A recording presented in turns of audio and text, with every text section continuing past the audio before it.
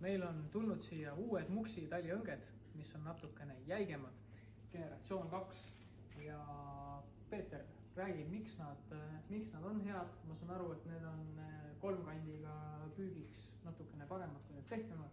Mis see eelis on? Tere! Eelis on see, et pits on oluliselt jäigem kui eelmistel. Teiseks, pool on suurem, 0,35 tamiilile, 15 meetrit läheb ilusti peale, kuna Peipsis keskmine sügavus, kus püük ongi, on 10 meetrit. Ja kolmkandiga püüdes on oluline, et see läheks ilusti käima. Ja kui on pehme, siis ta ei tööta sul. Nii et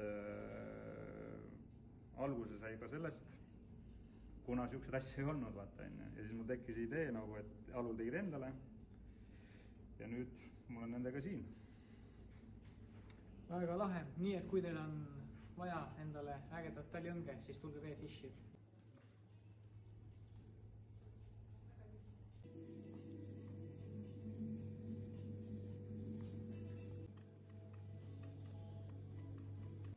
Ja mida Peipsi ahvena püügiks vaja on?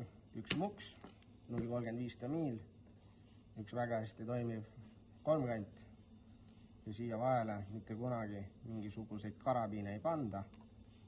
Läbi teete 1, 2, 3, 4, 5 tiiru märjaks kokku, lõpete ülemise jupi ära ja on kogu komplekt, mida Peipsi ahvena püügiks vaja. Ja neid saab V-Fishi kauplustest ja kohe varsti ka Tartu ja Viljandi kauplustest.